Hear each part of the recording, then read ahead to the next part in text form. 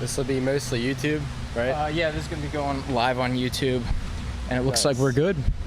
Welcome to the Bardic Inspiration Podcast. I'm your host, Brad the Bard, and today it brings me great pleasure to bring a martial arts aficionado and brown belt Brazilian Jiu Jitsu practitioner, Ellis Karadag. What's up, guys? And a big shout out to our Patreon supporter, Vedinian. If you guys like fiction and creative writing with horror and action themes, make sure you check out his stuff. Link in the description.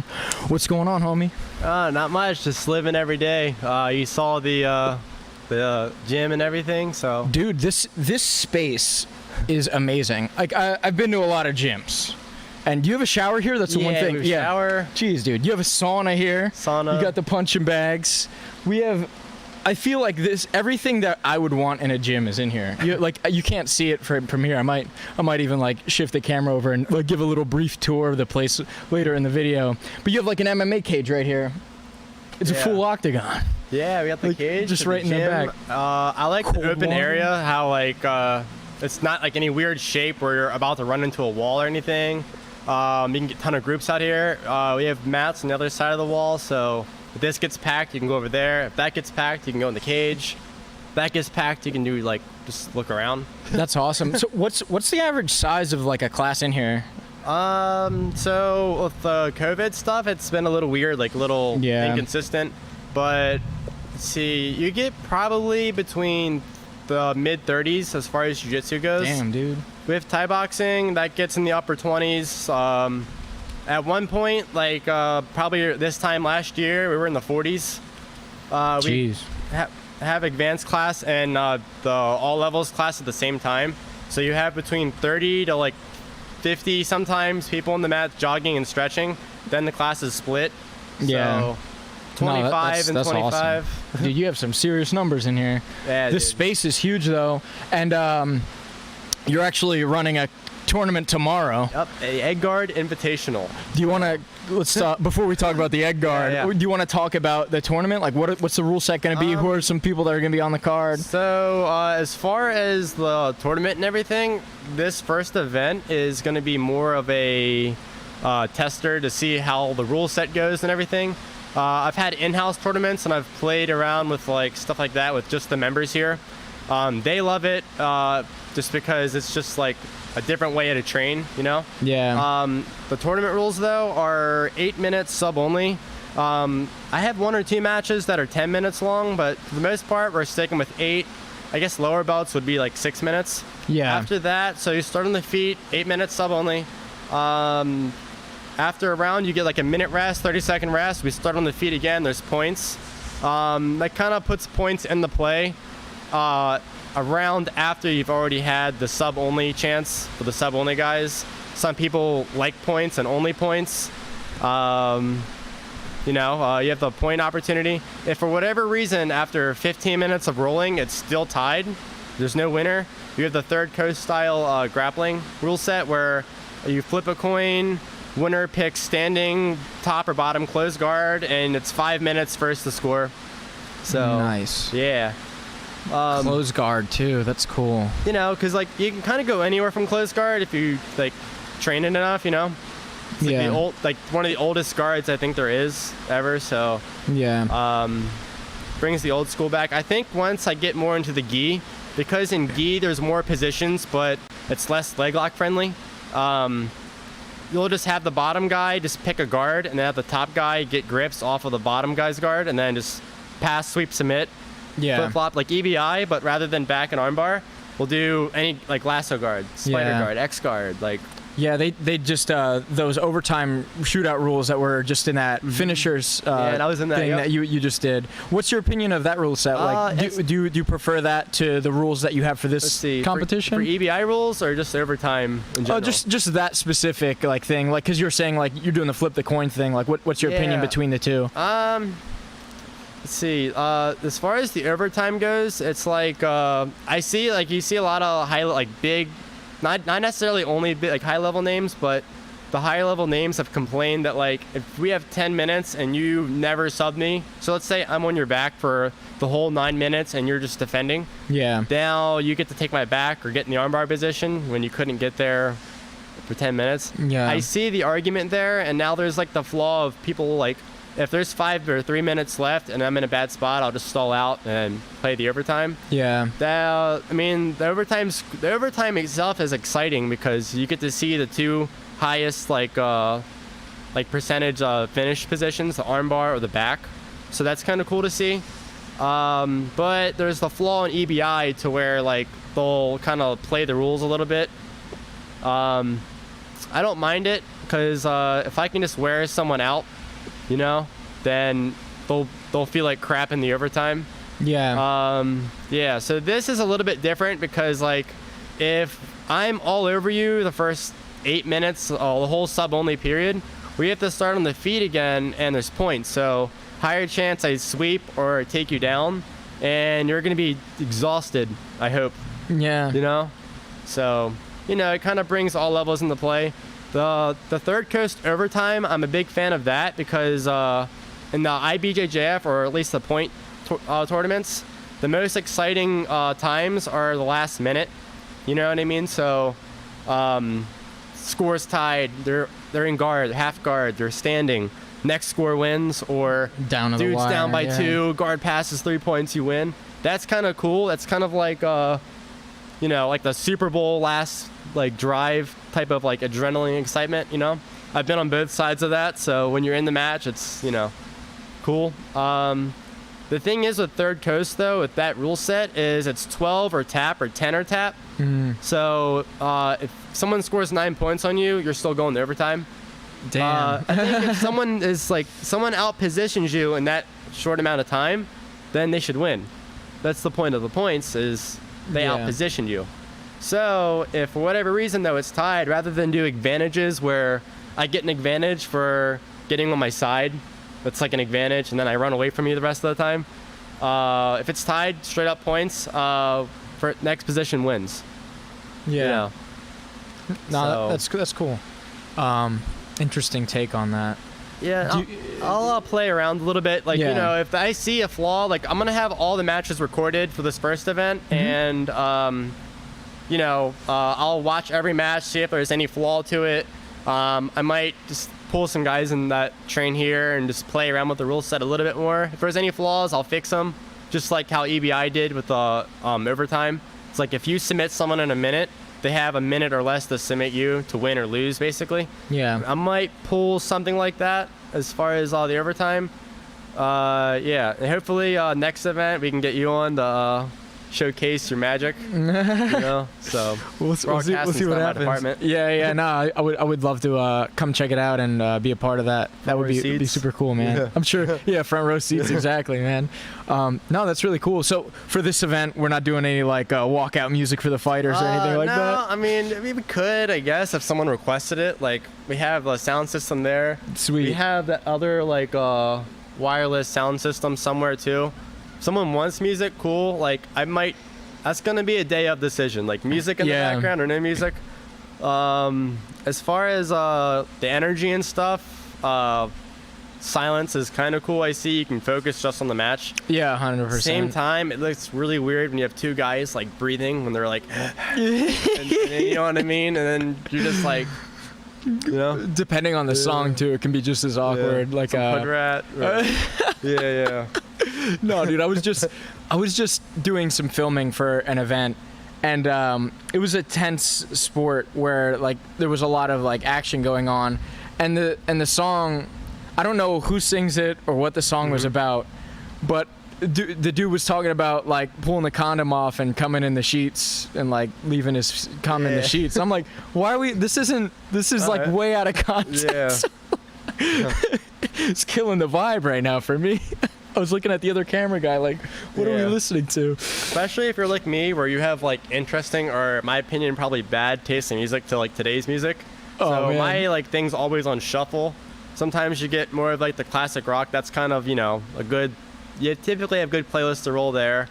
I don't listen to today's rap too often, just like that mumble rap. Yeah, it's not my whatever. Not my bag. I'll listen to it the first time, dubstep. I'll listen to it a couple times, but I don't need to listen to it any more than like 1 or 2 times.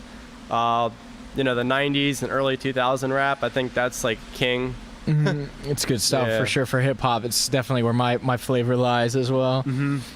So, what's like your walkout song? Like when you do like Fight to Win or something. Here's the thing with walkout songs is it's not necessarily how good the song is, because maybe like a song has a good verse or a good beat towards the middle or end. You're walking out for maybe 30 seconds, a minute, unless you have those people that like hide in the back and like wait a little bit. Yeah. I get to like just ready to compete, so I wait like 5 seconds and I'm marching out. So anything higher beat, fast beat, the bass like is good, anything that's a more faster pace type thing, first 30 seconds in, because you'll for sure listen to that. Yeah. If you have a cool little like lyric or anything that you like in the middle, you're probably not going to get to that. Yeah. So, yeah. For sure. Well, like, can you give me an example? Oh, yeah. Like, what was the last song you walked out to? Last song, I think it was Intergalactic by Beastie Boys. Oh, nice. Fuck yeah.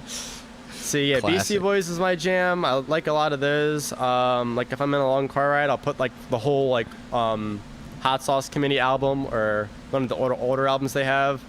Let's see, what else did I walk? I walked out from that song Bad Boys, the Cops. Oh yeah. I walked out to that one, so that was cool.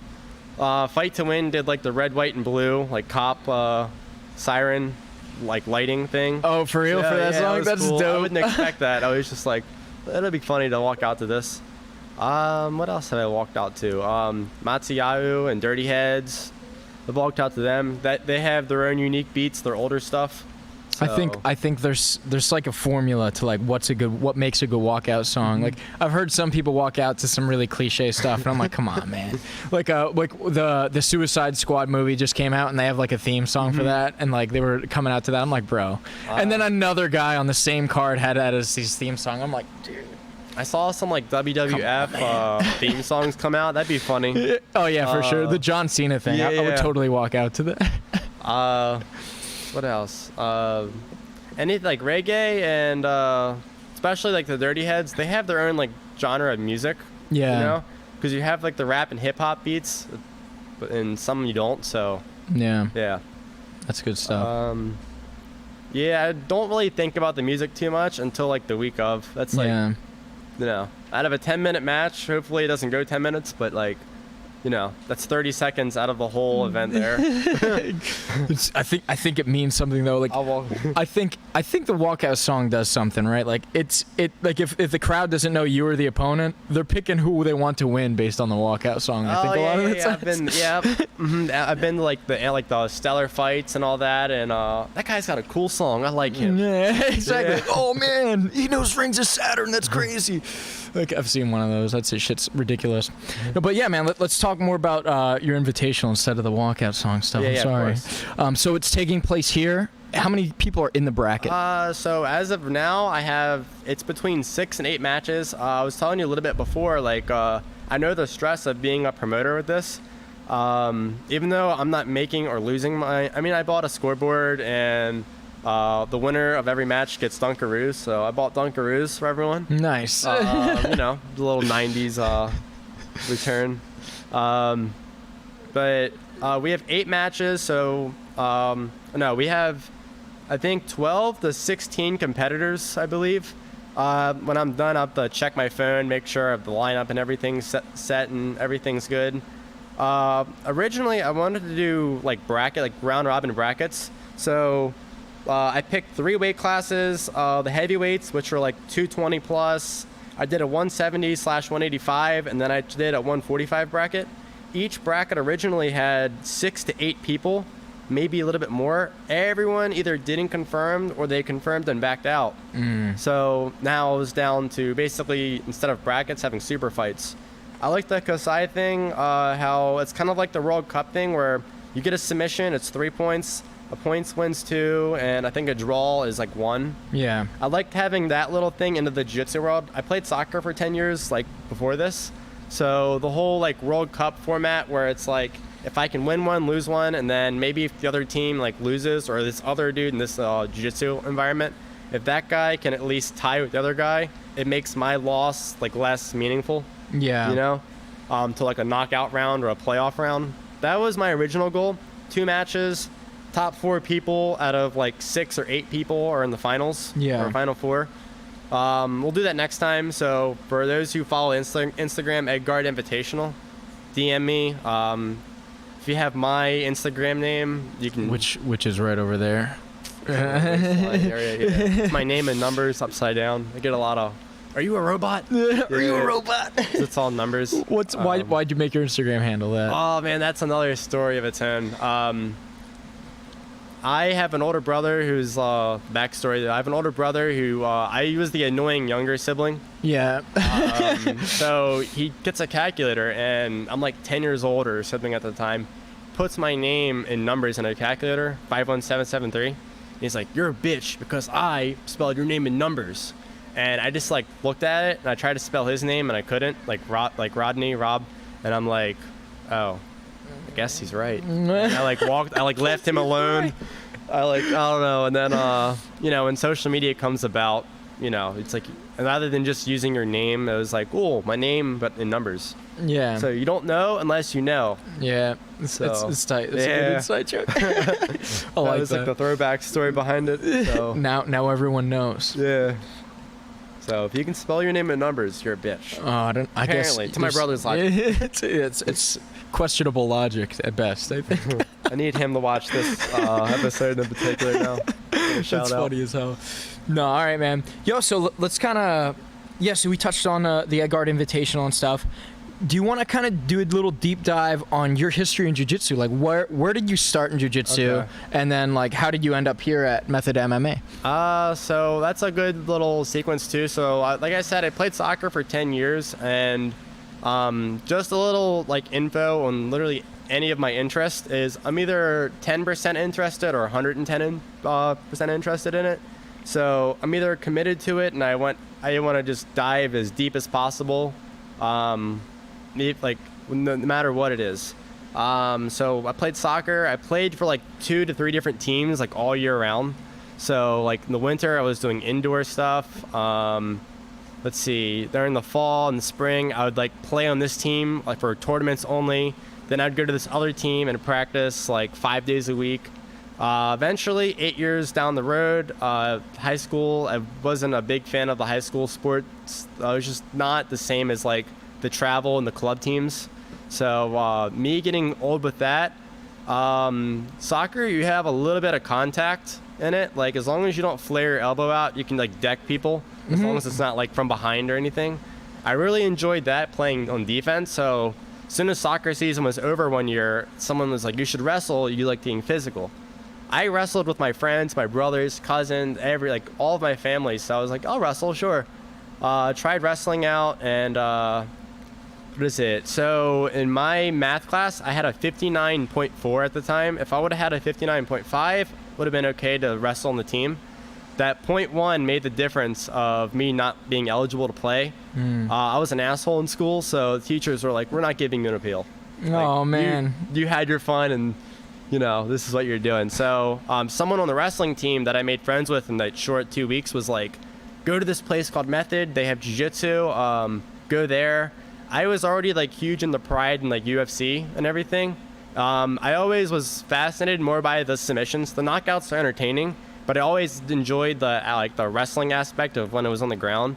When me being the smaller person between like really all of my family that I'd like wrestle around with, I'm always like on my back getting like my ass beat. Yeah. And then I would like snake out when they get tired and have some like headlock or choke at the time. Jiu-Jitsu, I tried it out. Came in here. I really liked the environment. Like I thought like I was like 17 at the time. I'm like, I'm gonna beat everyone's ass. I'm in good shape. I play soccer. I can run for like forever and not get tired. I was exhausted in 3 minutes. We have this guy, Tony. He's mid-50s now. He was 49 when he started. He comes up to me like after the class. He's like, you want to roll? We were in Ghee's. I'm like, oh, I'll take it easy on this old guy. Then I'll go over to like people my age, I guess. He gets a collar grip, and I'm like, I think I'm about to hit my ass beat. I tried breaking it. I tried running away from him. I tried blast doubling him like on the knees. I couldn't do it. I tried standing up. He just like anchored me with that collar grip, and I don't know what I'm doing, and I'm using like athleticism to go around it, but his technique was like on point. Yeah. He got a blue belt like a little bit like around. It was like right before a blue belt for him, so he already knew like what not to do, how to stay calm. And yeah, it was a rough time for me. I was like, all right, maybe I'm not tough. Maybe I don't know what I'm doing. I'm not telling anyone I train yet. Yeah. That dude, Tony, wiped the floor. He still trains today. That's awesome. He wiped the floor with me. Just because like you can go into a class and it can be completely different from the last class, but still kind of relate.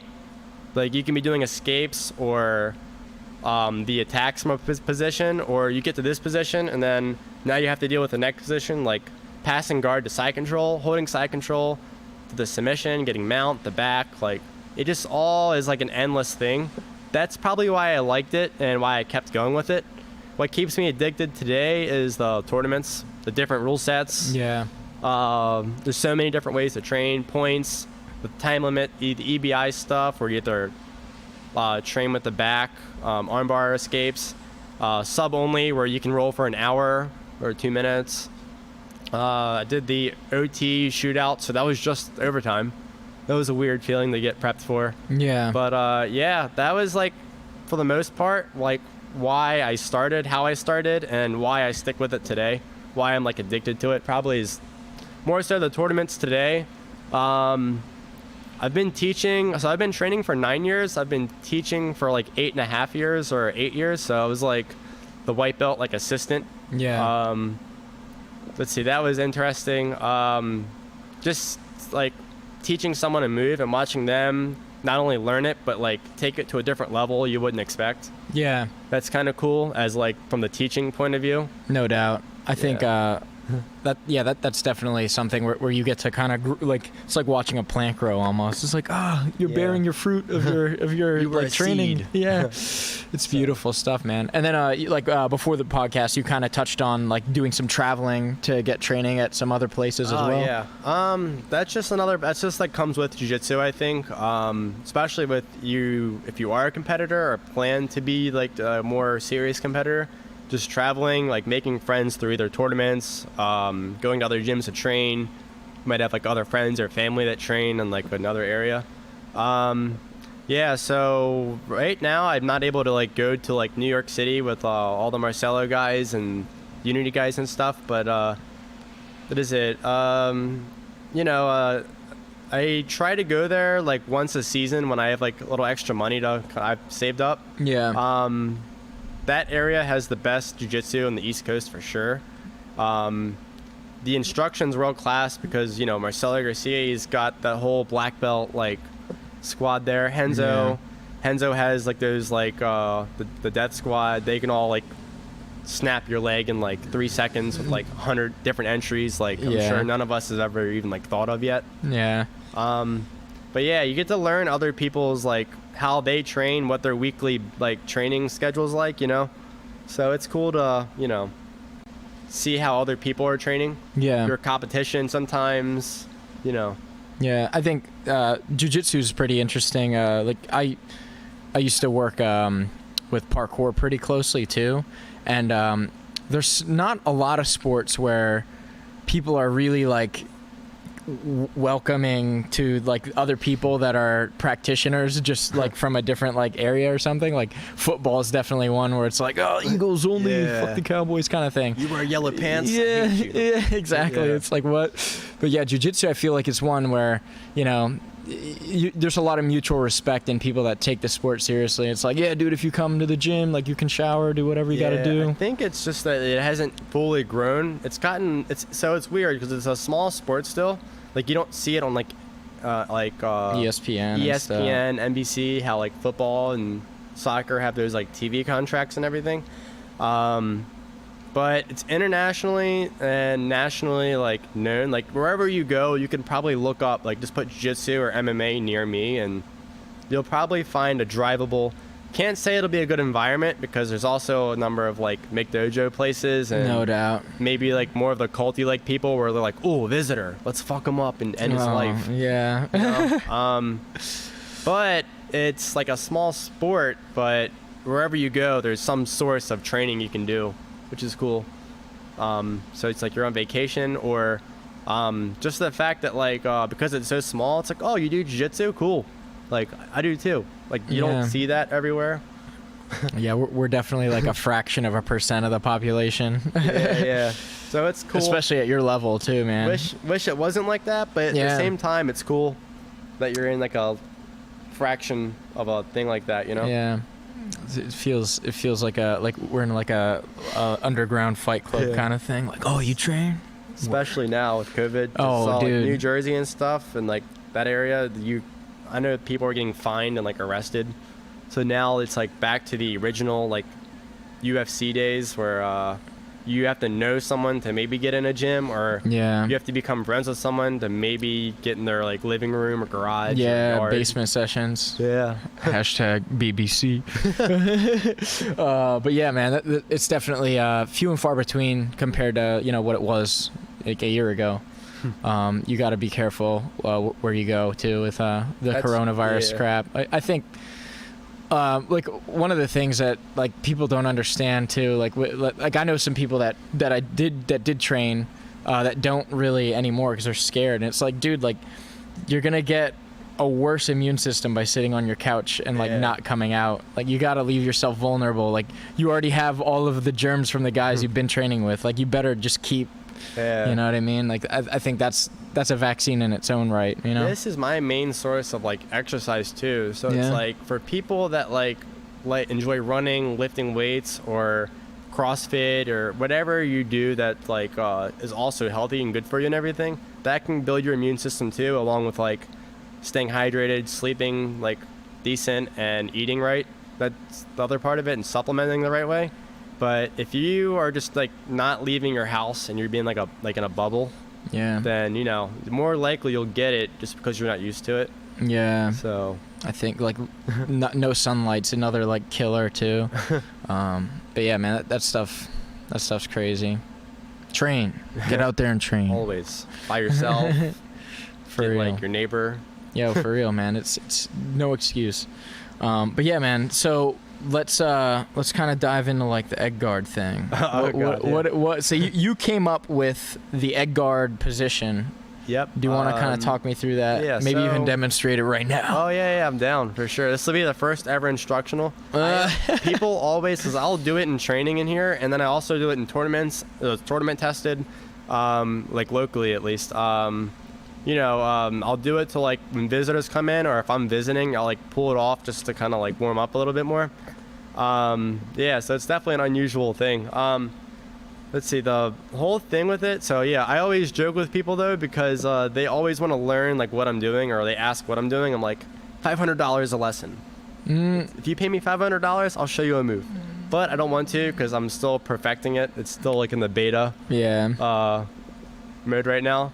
But, what made you name it egg guard? So the trampoline game people play, or it's like popcorn or crack the egg, where like roll up and everything. So the position, like you guys can see on camera, is like if you're flexible, you can just kind of grab your feet and pull it in. It makes it really hard for you to like pass. For the not so giftedly flexible people, stretch first off, but you can go here, and what it does is like it keeps your feet and hands in between you and your partner. How I came up with it was, I think I was working a certain set of guards or like a position. With doing 5-minute rounds, not already starting in it, you spend half the time trying to get there, and then you have like very little time to work there. You might be tired or gassed. Yeah. We had a spazzy or white belt who wasn't spazzy as far as like stomping on your face and elbowing you, but that whole like starting of like high five, fist bump, and then like grab, or you know what I mean? Like it's like you're getting punched more than grabbed, and you're getting like stiff armed, or they're running away. What I did was like, you know what? Screw this. I'm not dealing with this guy. And I was here. He's actually about to move, but I did tell him, I'm like, dude, egg guard started because of you. Yeah. That was a good little story. That's funny. I was like here, and I'm like, all right, dude, come at me. Go ahead, step on my face now. My body's in between us. So, and he would pass, and maybe he does like, he's just maybe a little anxious going with a higher belt instructor. I don't know like what it was, but he kept like flopping on me, and he's got like 80 or 60 pounds on me. So what do you weigh? Right now like 143, 142. Oh, geez, 200-pound guy. Yeah. You know, upper 80, 200-pound dude. And when he was like trying to smash me, he couldn't pass, and I got up to my knees, like the turtle position, but I still kept this position here, and he was like, I don't know what to do. And I like turned into him, triangled him. I'm like, aha! I acted like it was on purpose, and I'm like, wait a second. This position could like... There's so then I something tried on the here. next guy, like 10 minutes later. He was like, what are you doing? I'm like, don't ask. And I'm labbing. Yeah. So that's how the position started. It was just like a lot of people don't want to roll with the spazzy or new people until they like calm down a little bit, where they're coming here more on the reg. It's a normal thing for them. When you're new, you're either super timid and like shy, or you're like overly aggressive, which could hurt them or yourself. Yeah. Gotta be careful. That was with like those my guys. spaz tamer. Yeah. Like, you can do whatever you want. I'm not getting it hurt because you don't know what you're doing. Yeah. You know what I mean? We both win. I'm making up moves as we go. So that's how the egg guard came in. But then I started trying it on higher belts. Let's see, with the higher belts, with like, you know, when you're playing a bottom position and they're just moving left and right on you, and you're just like leg circling, and you're just trying to get some hooks. Yeah. So when my legs get all detangled from like X guard, daily Hiva and stuff, and I don't have an actual position, I would just do this, and then they would come at me, and then I would untangle the egg guard, and then I would get my position back. Nice. So it ended up being like this offensive move to like get submissions and take people's backs from like for the more aggressive people.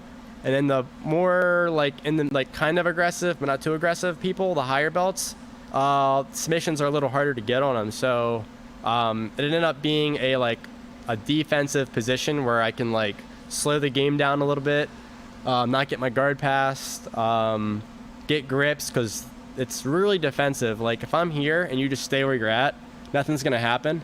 But if you're like trying to pass me, I can like get hooks. So whenever you're ready to demo moves, I'll explain the like theory behind it. Yeah. But to pass, do you primarily do it in Ghee or no Ghee? it's good for both. That's the thing, is like it's not like spider guard where you need sleeves or lasso or anything. You definitely have more weapons in the Ghee because you can grab someone and kind of like catch a ride and latch onto them. The egg parasite. Yeah. That'll be like the next thing. I'm working on this other position off of it, or it's kind of like a Nogi spider guard in a way, like grabbing the triceps. So that's something, it's more of like a Nogi spider guard, I'd call it, because like usually your knees or your butterfly hooks would be on them and you'd pull their arms in. It's like a Nogi, that's the closest thing to Nogi spider guard, even though it's more of like a butterfly thing. I'm gonna call that omelet.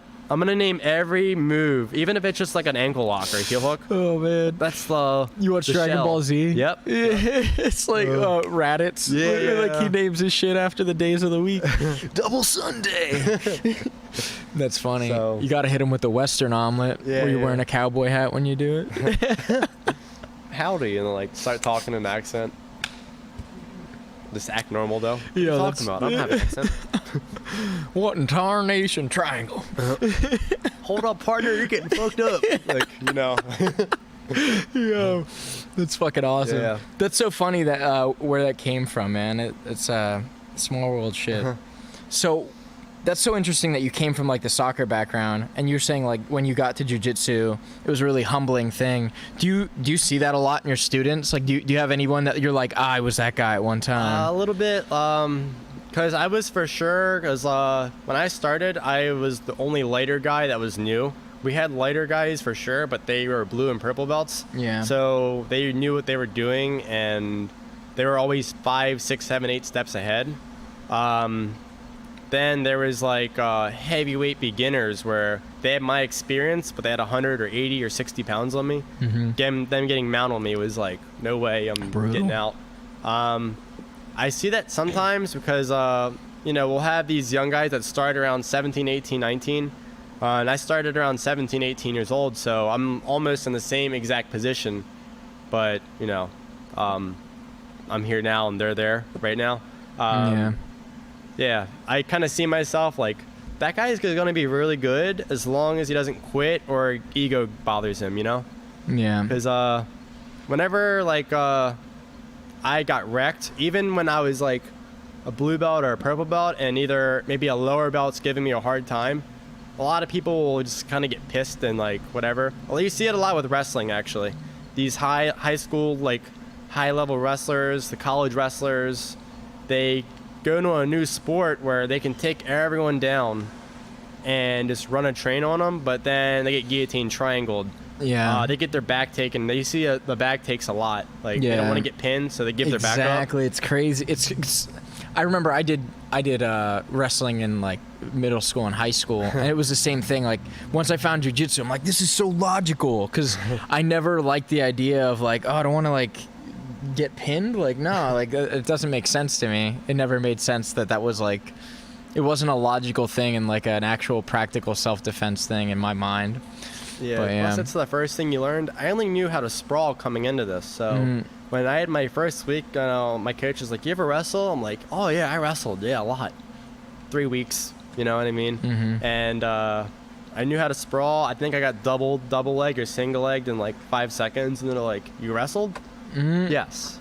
3 weeks. And they're like, oh, okay, it makes sense. And then, yeah. So I knew what wrestling was. I got the idea of it, but I didn't commit 2 years to it where I have bad jiu-jitsu habits drilled into my head. Yeah. So I think that like kind of saved me. But as far as like when I was new or even in the middle, the intermediate stages, like I got frustrated at myself for not doing well sometimes, but I just kind of told myself, you got to get better.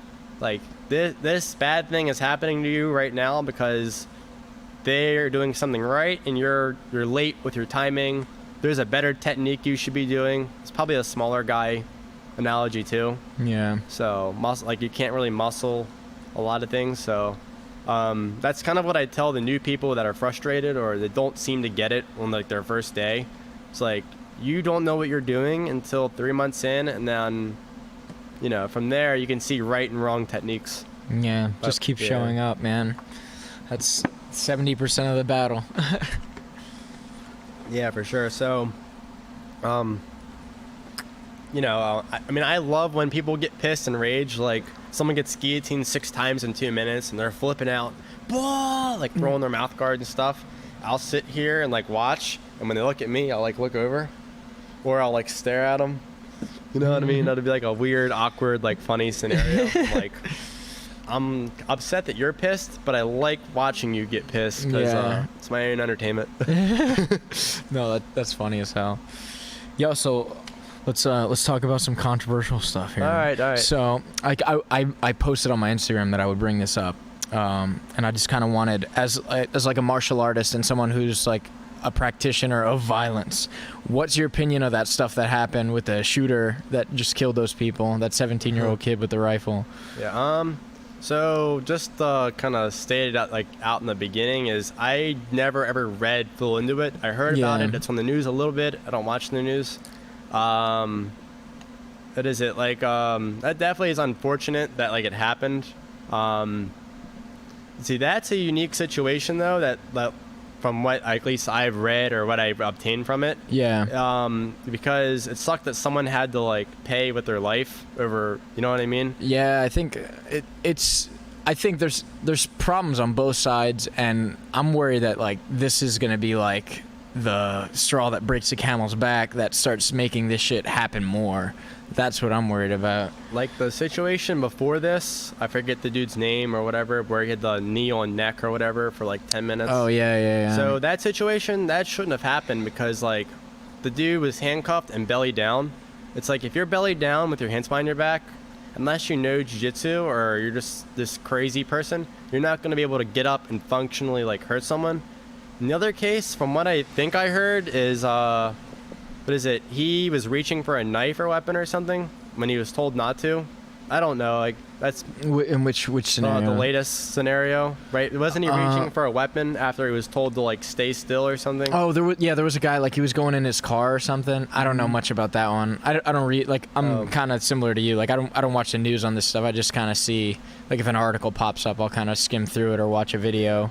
So I understand like adrenaline on both sides, the criminal and the police officer. Adrenaline, because like you're in this high stake situation, and if not only your life is being like played with there, because one wrong move it's like could cost you your life, yeah, the others around you.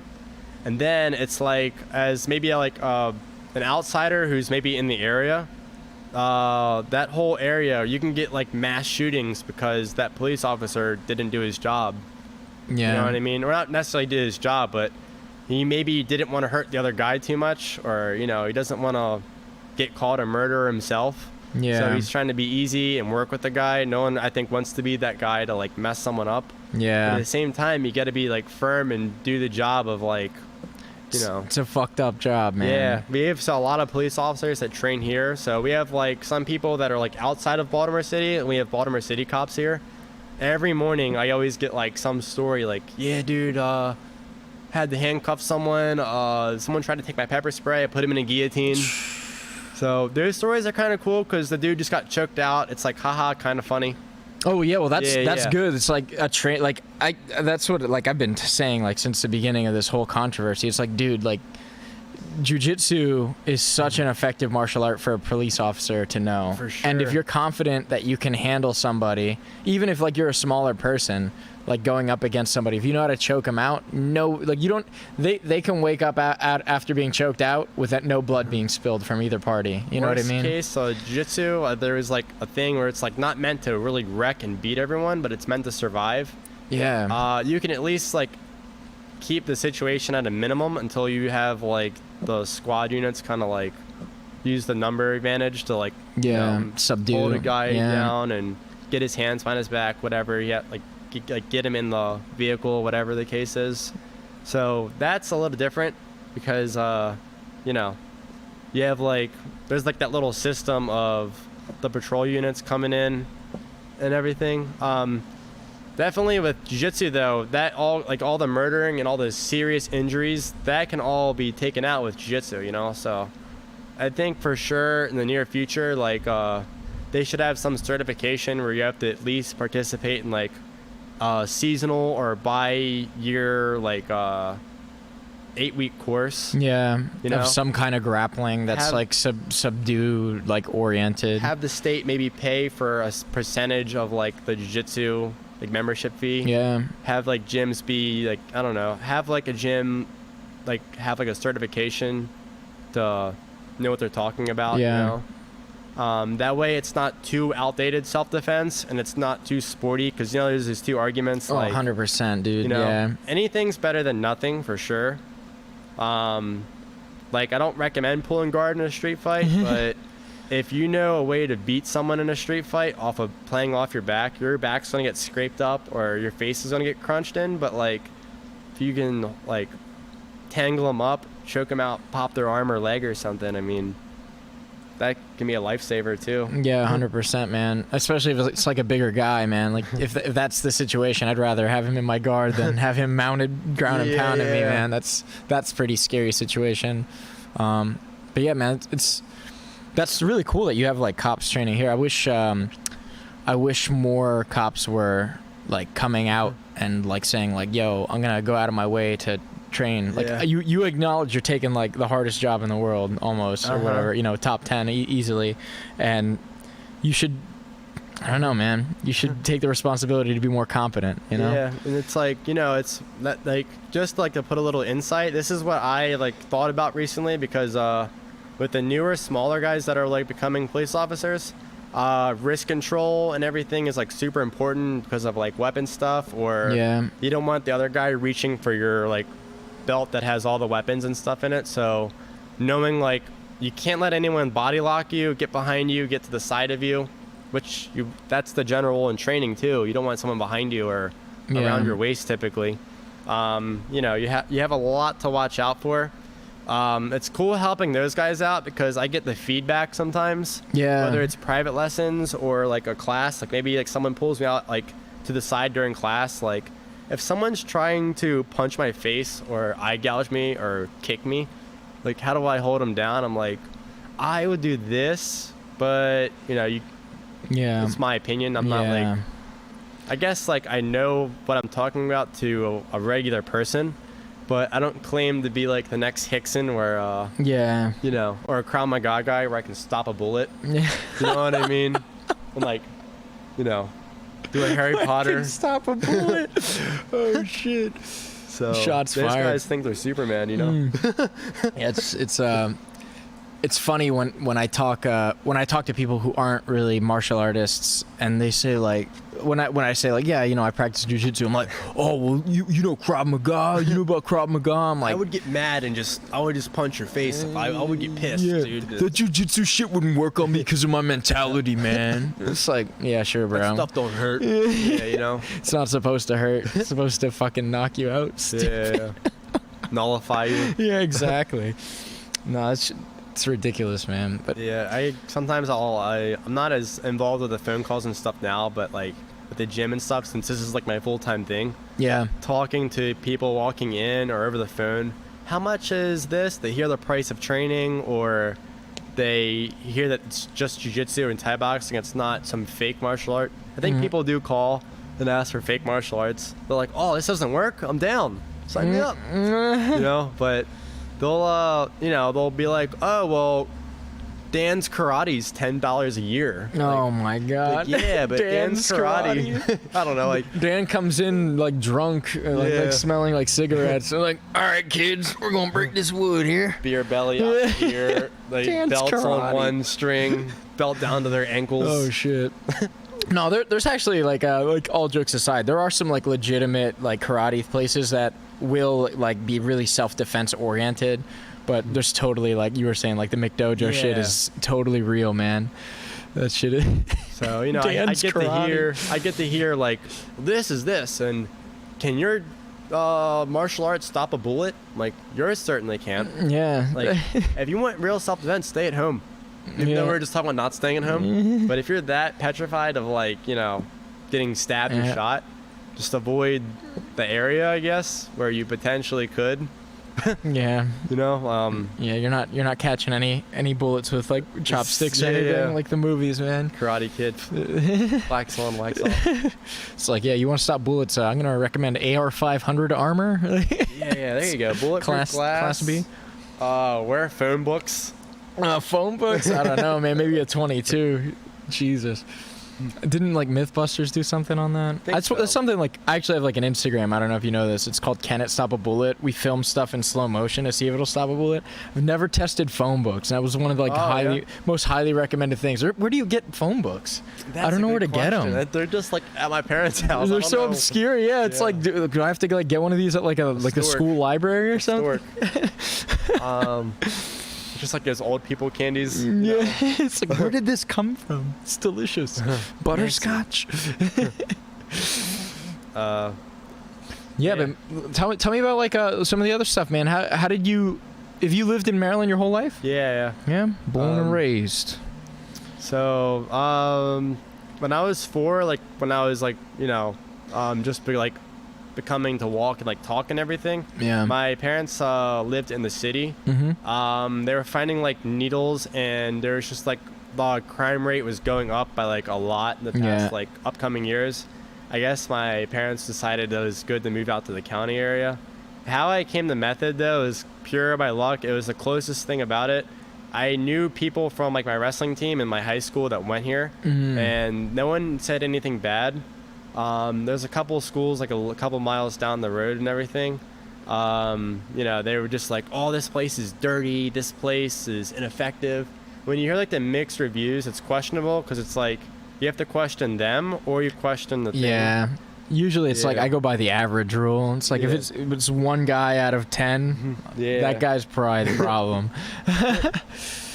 So it's like, man, they treated me like crap. Oh, the guy choked me. It's like, all right, bro. I was going hard and he went hard back. I was fighting for my life. Unbelievable shit, man.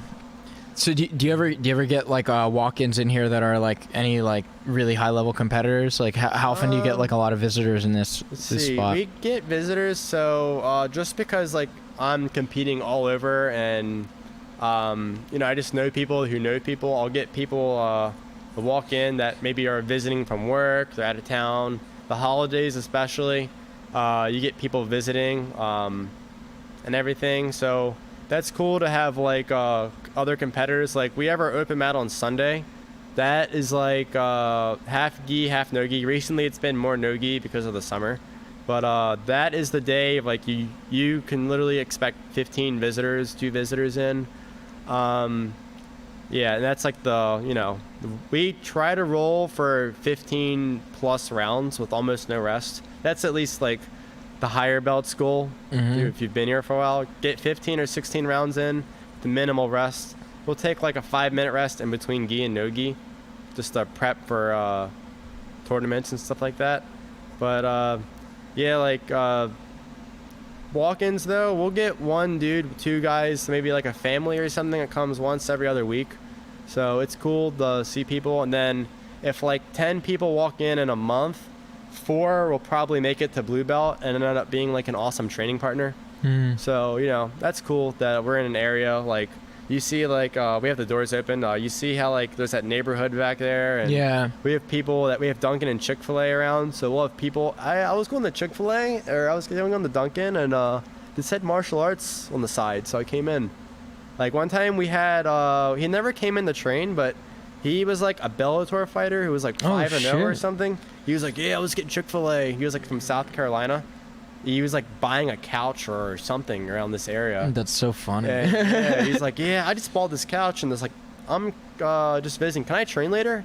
Never came back, but like, it's just so random, you know what I mean? I looked him up too. I forget his name, but like he had like he had like a title run, I think, at some point. I'll have to check back. Maybe one of my coaches will know. Drop it in the comment section later. Yeah. This is the guy's name. No, dude, this is honestly a great location. Like, I'm gonna definitely spin the camera around so like they can see the vibe in here. But yeah, like the Chick-fil-A and everything, like the giant sign, like you were saying, like, oh, it's kind of near this. Like, I'm like, oh crap, this is gonna be one of those like in the boonies. I gotta really look for this gym. I was like, oh no, it's literally right there. So like the location's great, the space is great. I can definitely see like how you have like on a good day like 40 people in here. That's pretty wild. And I mean, cleaning it and keeping it safe, even before the shutdown, was always like a #1 priority. Oh, for sure. You don't want to go somewhere that smells or there's stuff all over the place, or where you're gonna get like ringworm or anything that's like staph or anything crazy. So it's always a good feeling. Like right before you came, I cleaned the mats. I did a couple private lessons. I left, got lunch, came back, cleaned the mats. Plus we have open mat a little bit after this to train, so cool. I'm excited. We'll definitely clean the mats after. I have privates and class to teach tomorrow at like 11, so I'll probably get some rolls in till about 12:30 since I'm not competing on my own thing tomorrow. Clean the mats again, do the tournament, clean the mats again. It'll be all clean for open mat, and I'm going to the beach this weekend, so nice. This is like my last summer vacation before I get serious in the comp mode. That's cool. Are you doing a lot of traveling to compete here coming up here? Yeah, like there's a sub-series submission thing going on in Vegas. So it was like an EBI rules tournament in the cage. I had to pull out of that because I was telling you a little bit about like my stomach thing. Yeah, you were saying you had a bacteria thing. Yeah. So I'm getting antibiotics Monday. Antibiotics kind of drain you if you've ever been on them and for anything. I don't know. I would not want to do that whole. Going to Vegas would be cool for sure. I've been twice, but to compete. Once to compete. One was just like it was a layover, so I ended up spending like most of a day there. So that was cool. What is it? I did American Nationals 2018. I think I got third in feather. So that was a good time. In and out, and I didn't cut weight, so I had in and out before and after the tournament. Oh man. So out of control. No one knows this, or I guess if you know me, you know I'm secretly like I should not be 140 pounds. I should be like 280 with like a triple XL rash guard tight. I am a fat kid to its degree. Even if it's healthy food, I'll just eat, and You just have that crazy good metabolism. Yeah, just being active all the time. Like, I had this like 5 Guys challenge when the Gary Tonin thing came up. You get like 3 patties from 5 Guys, bacon and cheese, and then train an hour later. and not puke.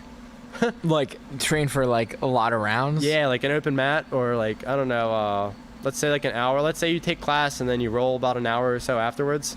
Yeah, that would be my thing. So I would teach, and you know, everyone else is taking class and they're all warmed up from drilling. I'm teaching, so I'm not warmed up. Then if I'm not warmed up and I'm hungry, I'm getting my ass beat. Yeah, for sure. It's like Goku when in the Dragon Ball, he'd always lose the fights when he was hungry. Oh yeah. Yeah, he'd eat a lot, and then, you know, that's so funny. Wreck shop. I did like the last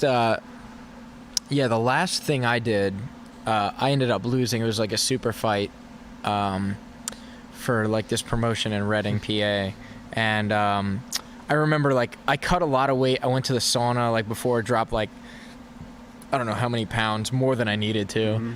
But then I got like a sushi burrito. I'm like, this is like the right thing to eat before carbs, this. Right? The rice. Yeah, and honestly, like, my one friend was like, "Dude, you're an idiot. Like, you're gonna throw up."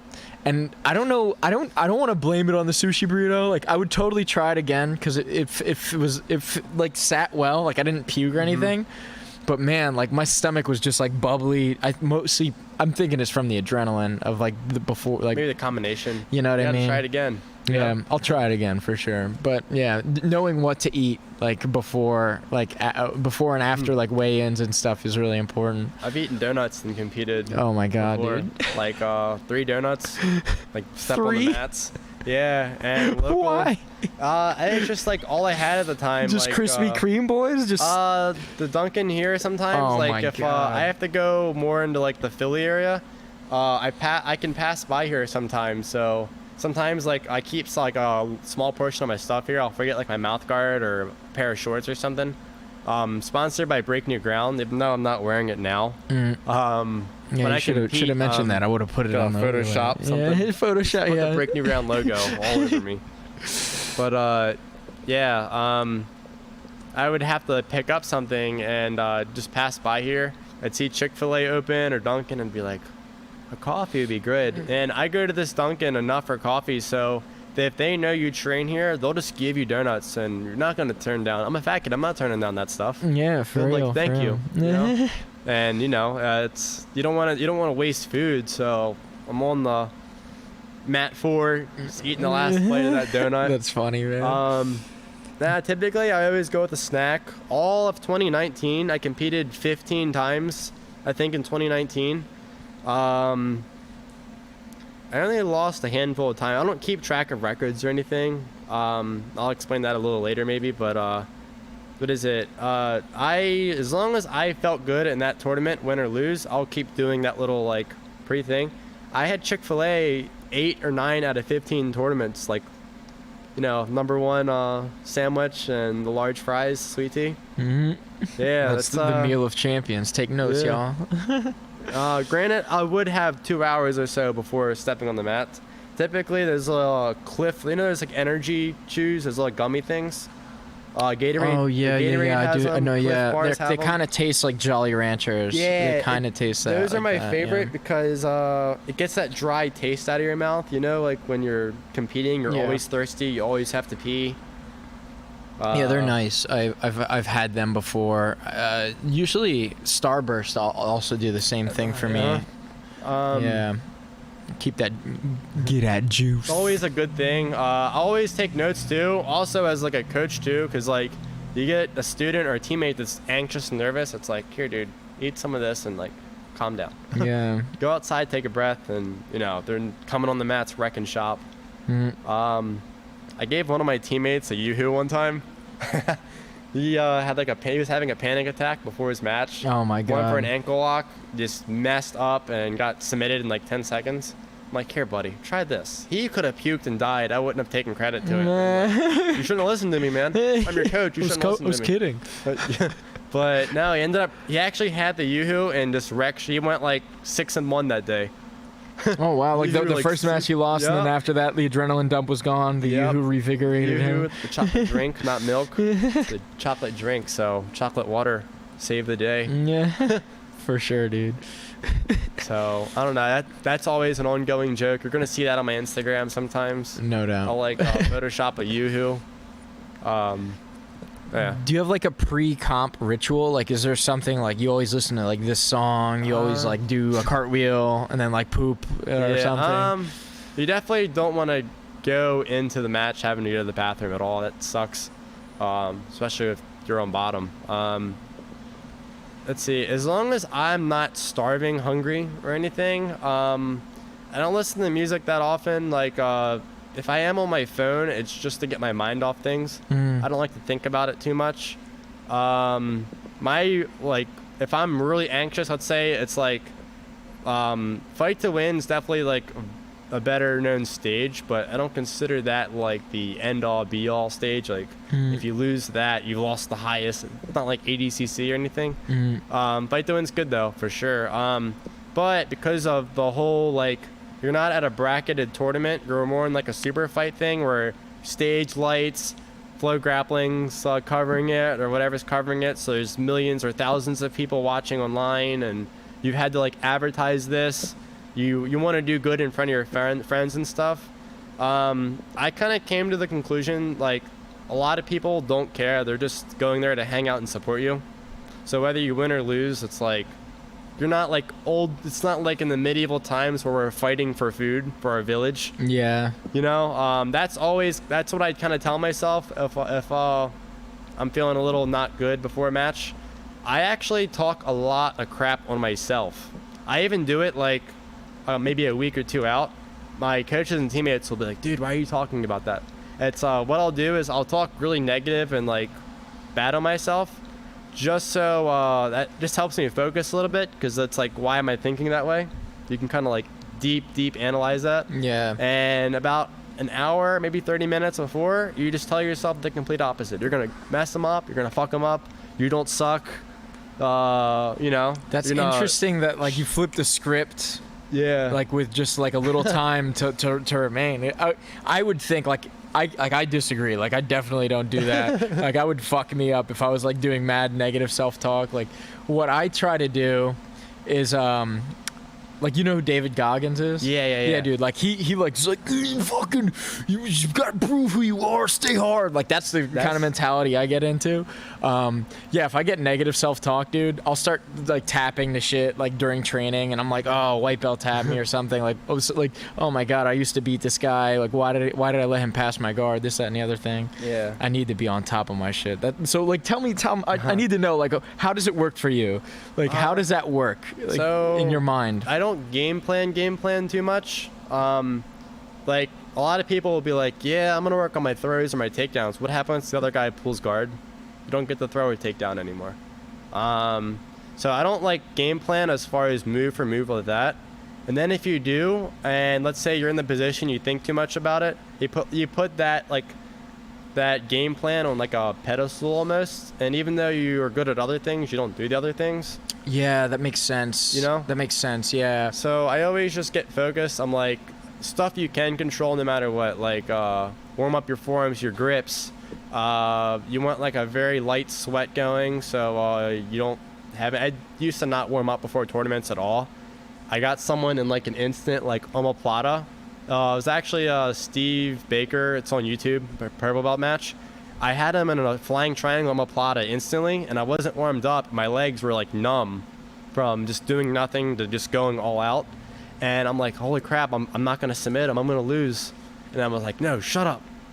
Fuck him up right now. End his life. End his life. So you know, that's crazy that you can throttle on and off like to change your stuff. Me, I need to really build up. I feel like you're an outlier in that capacity. Like, I'm definitely different, and I feel like I can relate to more people with the way I am. But like Tim Grover, Attack Athletics is like control what you can control. Super good mental coach. I'm sure you've heard of him. Yeah, he's like control what you can control. So I'm thinking, what can I control? I can control how I feel. I mean, whether I'm in a good mood or not in a good mood before a match. Am I thinking about the match? Not too much, not too less. Am I relaxed? Are my legs and arms warmed up? Am I stretched out? If anything's hurt, am I like nursing it the right way, you know? So that's like the stuff that you can control that I think about. If he sits and I'm on top, what's gonna be my go-to move? I'm gonna try. I decided to pull guard. What's the position I'm going, you know? So that's what's in my head. Those are very easily predictable things. Yeah. No, that's cool. You don't overthink. I feel like that's kind of what your whole narrative comes back to, is like you're not overthinking. You're tunneled in on like what you're about. Yeah, you know? yeah. That's interesting. And it's like, you know, whether you're getting paid to do it or whether it's just you're doing jiu-jitsu, like you're doing what you do every day on the mats and it's fun. So just remember that. Don't let your arm or leg pop, break, or snap, and then you know, get pissed that you lost. Because whether let's say you win and you get this highlight reel like finish, 2 weeks you're gonna forget about it, and then when the next match or whatever, that last one doesn't matter anymore. So that's something I've always talked about too. Is like people, like my worst nightmare of a match is like what is it? Pulling guard, then passing my guard, turning in, getting my back taken, and getting choked out in 10 seconds.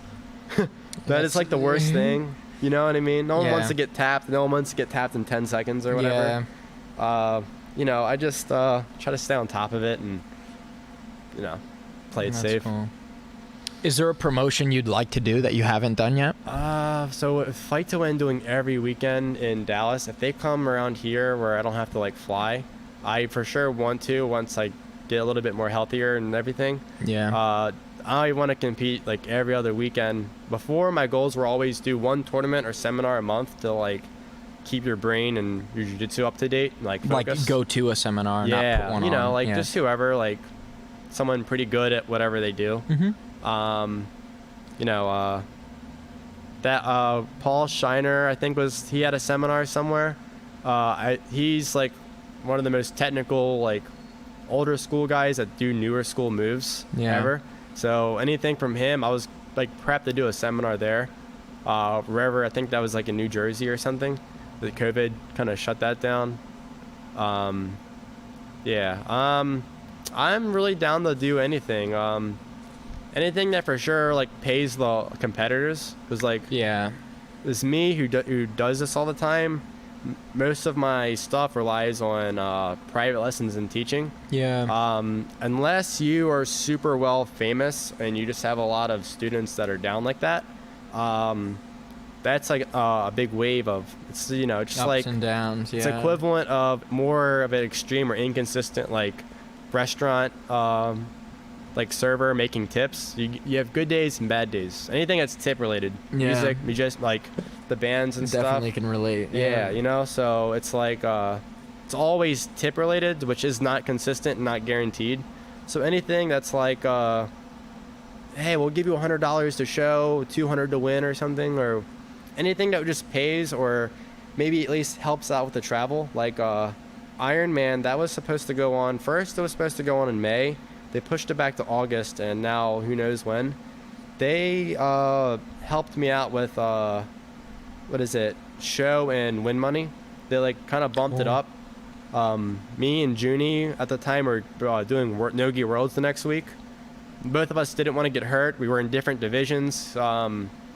They bumped our pay a little bit extra just to kind of like get their card more exciting, I guess. Or I guess they was like first come first serve, and I hopped on it first, I guess. Yeah. They have like access to a mansion, believe it or not, in Connecticut. That's interesting. Yeah, me and Chris. That's how I met Chris Crawford from 10th Planet Miami. I think that's where he trains, 10th Planet something. But me and him ended up staying in like this mansion, and pretty cool dude. But you know, we're just like, all right, so you want to like warm up. So that's like kind of relies back to like how you meet people and stuff through tournaments and everything. Yeah, one of the coolest guys in jiu-jitsu. We met through another jiu-jitsu promotion, and we ended up like getting like housing together. That type of stuff's awesome because they were able to get, I think, people all over the U.S. and even like someone from Brazil, I think, on their card. That was cool. That's pretty sweet. Yeah, man. Yeah, man. Jiu-jitsu goes deep. Is there any rematches you want? Like, who do you want to fight again? Like, if you could pick one anyone fight to do. I haven't submitted for sure. No one in particular. I don't really like. I got asked this like recently to like a student here. I don't really like hold grudges. Like if I get tapped, I don't think less of that person because I was trying to do the same thing that they were. You know what I mean? Let's see. The only time I would want to maybe like dead set rematch is if like I got screwed out of like maybe I was out of bounds and they just like ripped something, or maybe I got screwed on like the referee decision or points, or that's the only time I would be like, yeah, we got a rematch again. Let's see, not out of like a competitive grudge thing, but tap cancer out in November or October last year. I got sick with like 102-degree fever. Jeez. And I was supposed to have a match with Corey Stockton. I remember going in the sauna. I didn't have to cut weight, but I wanted to be able to eat and drink on my way up there, up the Downingtown. I went in the sauna, and I remember the sauna not feeling hot. And I was like barely sweating. I'm like, oh God. Oh, because you were hot. I was getting sick. So I got a teammate. I felt bad because like 24 hours out, I'm even at the weigh-ins. And I'm like sick, 100-degree fever. I'm like, can't like talk out. I sound all stuffy. I can't breathe out of my nose. I was taking like probiotics, vitamin C, zinc, everything I could get a hold of. I ended up messaging my teammate and I was like, dude, you want this match? You're my size. You're a brown belt. Like, this guy is good. Like, I feel bad for the other dude because he came from like New York or something. So yeah. Just because that match was supposed to happen, I'd like to have maybe a match. No one in particular though. I don't consider it a win-win unless it's I got submitted or they submitted. You know what I mean? The submission. Yeah. Points definitely have their way. Because you can't just do submission only the whole time. Yeah. Matches would go on in hours and hours and hours. I've been in a grappling industries tournament where like I did 2 matches by the time this one was over. It was crazy. It was like, dude. No, that's just crazy. Is there anyone you haven't gone up against yet that you'd like to? Nah, that's a good question. Let's see. Once things get back in the swing of things, I don't keep up to date with IBJJF or Flow Grappling rankings. That's like not as bad, but it's media stuff in a sense.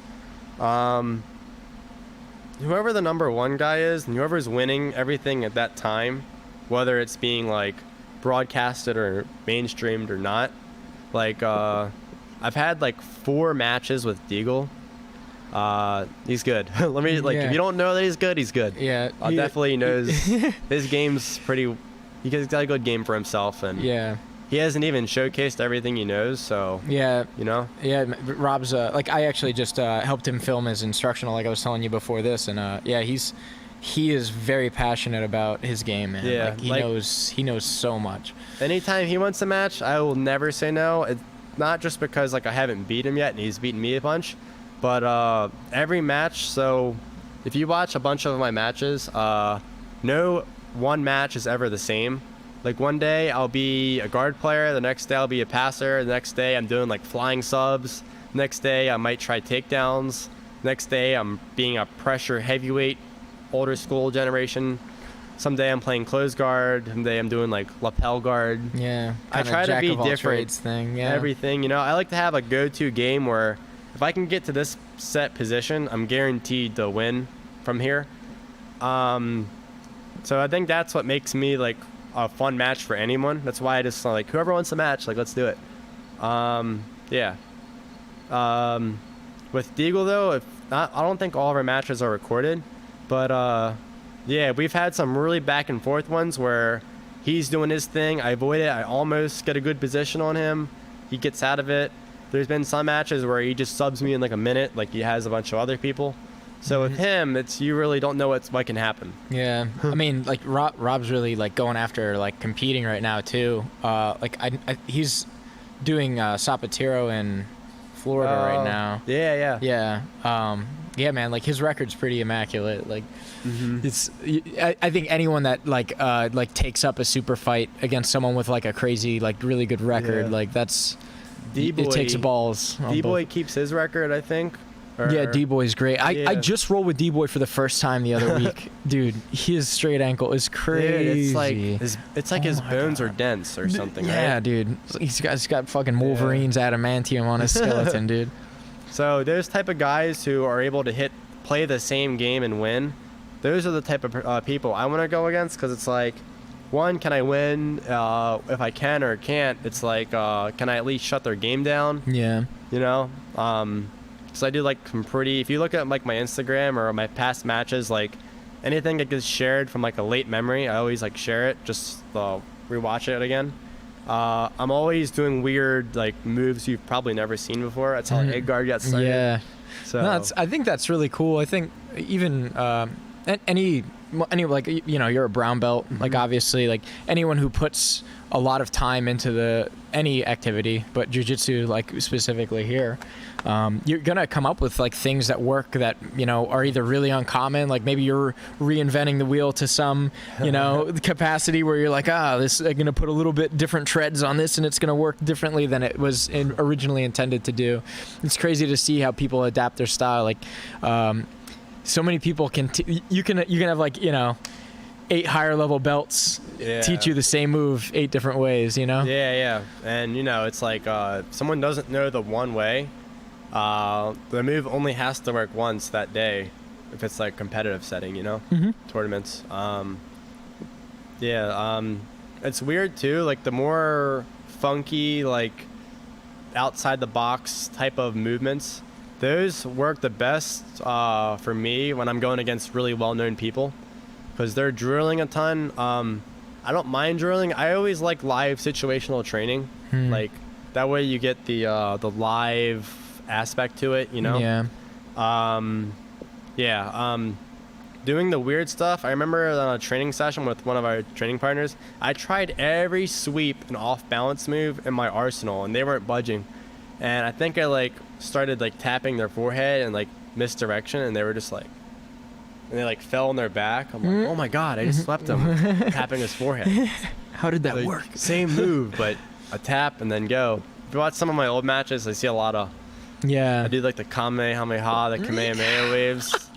Yeah, they'll like, fuck yeah. Or I'll make them look this way. You gotta show me some video. You gotta show me some videos. Oh man, like we were just talking about the College Park match that you were doing, like, and like my personal favorite match there was watching Matt Devori do this one where he had the middle fingers. With AJ. Yeah, dude, my God, like he's like I love guys who like have like such a unique style that like, and they're fun to watch. You know, it's like, my God, like what's this guy gonna do next kind of thing. I really respect that, because you have to know your shit and have a level of confidence to go outside the box, you know? Yeah. And to like, the thing is too, it's like if you have that same boring like game, they can take it in like the more MMA world. Like GSP in his prime, he did like the jab and move kind of game, and then he did like the lay and pray takedown. He just take you down, get back up. You know what I mean? Yeah. Greatest of all time, for up there, no matter what argument you make, but it was boring to watch. So I don't want to be in that like category of like. Yeah, it's like, kind of the same way people feel about Mayweather. You know, it's like no one's beating him. You know, you can't say he sucks. He knows how to win, but at the same time, it's like you don't ever want to be like, oh, so and so's up. All right, I'm gonna go. Oh yeah, dude. It's like I can miss the first round of this. It's not gonna be anything crazy. It's, you know, not a good feeling. Yeah, no, I definitely resonate with what you're saying. I want to be. I think it for me specifically, it comes from kind of the music thing. I don't want to be just, you know, the guitar the guitar guy playing Wonderwall. Like I want to play some really, like I want to play a song that, you know, and you're gonna be like, oh, what the fuck song is that? Because of the way I'm playing it. Yeah, definitely resonate with that, man. So I just want to check the time really quick, because you're saying your open gym starts at 6. It's 5:30 now. Alrighty. Cool. Just wanted to do a time check on that. So that's awesome information. Do you do any other martial arts besides BJJ? No. Let's see. Sometimes like the closest thing to other martial arts is I'll have like phases to how I set my training. Some days I really want to work on like my top pressure, And other days I want to work on the Ghee and like utilizing the Ghee chokes. Other days I want to work on like more positioning. That's like how I do the same martial art and not get bored with it. Yeah. No, but like I said, I tried wrestling before I started training. When I actually first started, I did probably about 6 months to a year of like boxing and Thai boxing here. I think I've sparred MMA here more, like help other people prep for fights. Yeah. More than Thai boxing classes I've taken. That's just interesting. someone's size, and you know, Yeah. I might be fighting against a guy who's like a black belt or something. Oh yeah. Me yeah. being able to hold a scramble and, you know, just being able to hit like just submissions off the bit like grip like that. Yeah. Been able to help people, or at least give them a look. You know what I mean? Yeah. Give them Yeah. some level of experience that they're gonna be. After I did my first seeing. tournament, I was like, no more striking, no more getting punched in the face. That's So, funny. Yeah. Hey, you've done MMA before? Like I said, I've sparred like not crazy hard or anything, but yeah, I've just did a little bit of striking, like probably enough to where if I'm like watching like the UFC or something, I'm not one of the drunk people like, I'll just hit him harder. Like I can kind of see like why combos work and stuff. Yeah. But, yeah. After about 6 or 8 months of jiu-jitsu, I competed for the first time, and I wanted to get good at jiu-jitsu. So rather than do both martial arts once or twice a week, I just went to full-time jiu-jitsu. Yeah. Yeah. Would you ever take up an MMA fight? What would I need? What would I need to pay you to do an MMA fight? Dang. I mean, if you're paying, I mean, I don't know. $10. Talk about it. $10. I don't know. I mean, if I ever got bored with jiu-jitsu stuff, like let's say like I was like, you see a lot of world champions dominate the sport and then you just go over. I don't know if that's just because they've won everything they wanted to, or if it's just that there's like more money in MMA, so they just fight and get paid more. Yeah. Maybe if I'm a little older, not to make this professional run, I would maybe do it to say I did it, maybe, but definitely now that combat jiu-jitsu is like a thing, I'd definitely do that. Yeah. For sure. Would you ever do a street beefs? Oh, I've seen that. We actually have someone who trains here. That did one? Yeah, they're... What's his name? Name drop. Oh, this is gonna sound bad. You one of those guys that come in like once a month. Oh man. I'll pull. That's all you need for street beefs. JJ something. Do you know what his name is on street beefs? I'd have to Is it look it up. Like White Tiger. If I Black saw like the Lightning? thumbnail or like the screenshot thing, Yeah. then I'd be able to like, oh, this is it. If I ever come across it, I'll forward it to you. But I'll watch it. I'll definitely watch it. Send it over. I don't know. I mean, because some of those guys train, right? Is it just people that don't train, or is Dude, it... some of them are like a complete joke, where it's like these guys are like literally two crackheads they found Yeah. like at the gas station, and then other ones it's like, oh, this guy legit like is a purple belt in jiu-jitsu that that's trained boxing for like just as long. Like you definitely see both. You definitely see some like the one I saw, like the dude's like boxing, but he's running around like Gollum from Lord of the Rings. Like, Yeah. it's like, what the fuck is he doing? I would say if I was to do something, it'd either have to be someone who has as much striking knowledge as me.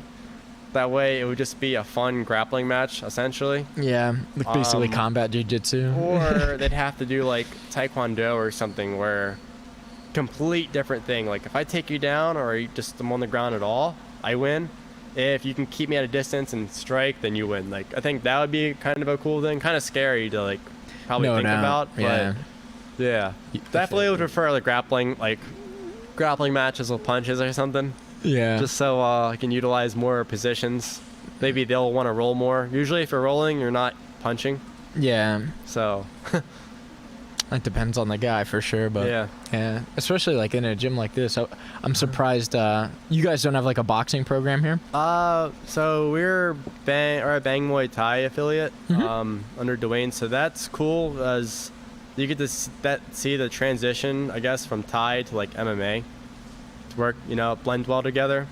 You don't have to like change, you don't have to relearn stuff like boxing, because it's like not just a punching like a gentleman's agreement to like only throw punches. Yeah. You have to like change stuff.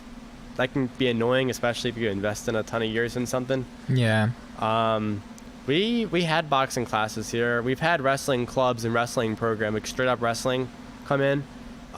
We've had a number of different coaches that kind of come and go, so that's always cool to kind of get someone who's like you can call him like a specialist that does that only. Yeah. Then like as the grappler, or like in jiu-jitsu or MMA where there's more there's less rules that are illegal.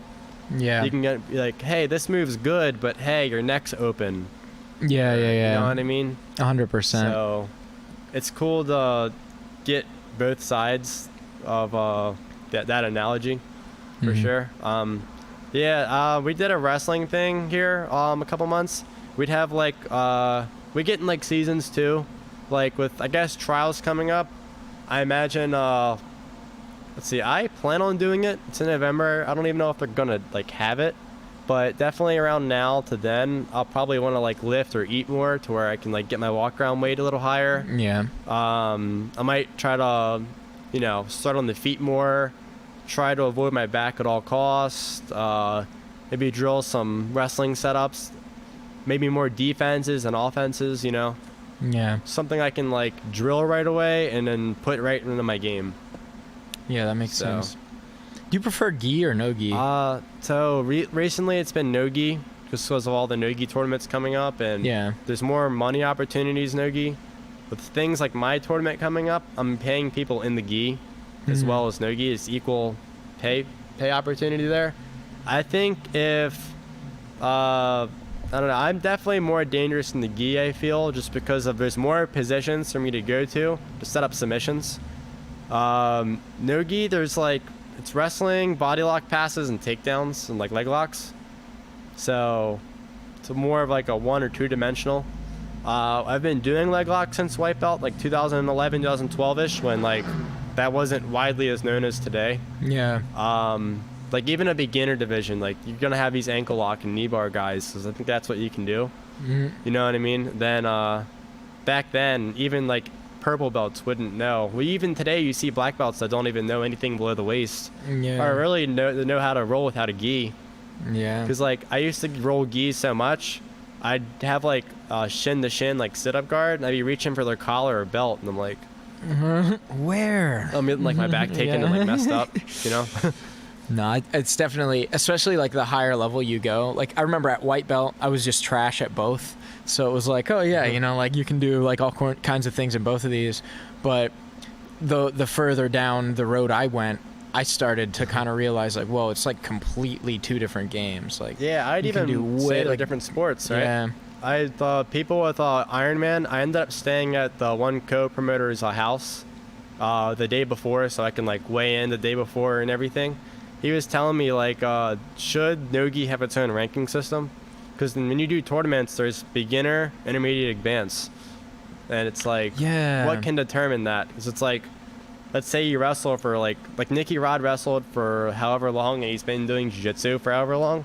Now he's like one of the greatest because of his wrestling and him being an athlete. Yeah. I think, I don't know, he kind of had a point. I mean, I get it, it's jiu-jitsu, and there's like the overall knowledge of the game itself, but it's almost a different sport, because a collar grip or just a Ghee grip in general can you have like so many moves off of it.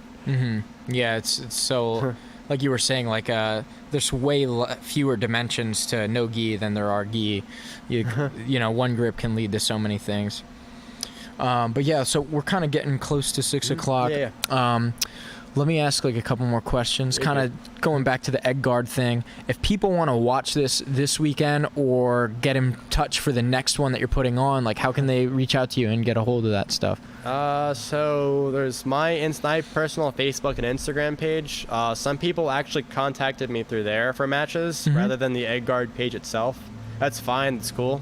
And that's your Instagram handle is the same on Facebook.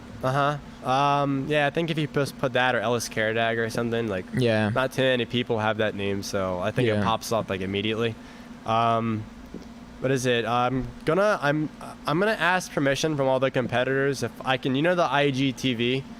I'm gonna record. I have an S20 Ultra that's got like 4 cameras and they're all HD, and the processor is like super high and everything. So I don't mess around with. I haven't gotten to that detail with my phone yet, but I'm gonna record it with the highest HD possible video setting, and my plan is to upload the whole thing up to YouTube, like maybe the week after. I'll even break down the matches so that way you don't have to go through a whole like 2-hour feed. Yeah. I'm gonna post each individual match on IGTV if it's cool with everybody. If anyone gets offended that they got tapped or something, or they rolled like crap, or they don't want their secrets being revealed, like all right, like I might put like a clip of your match then. Yeah. But I feel like if you're getting paid to do the promotion, you know what I mean? I feel like maybe at Naga you could be more you know, just like your words on that have more gravity. But if you're getting paid, I feel like the promotion should be able to use your material that you did on their promotion and stuff. But that's just my opinion on that. Yeah, that's pretty cool. Looks like we got some people rolling in here. Any other shout outs or anything you want to give out there? And then I'm gonna kind of do like a little camera swivel around and give them a look at the gym. See, if you guys are ever in Maryland, come to Method.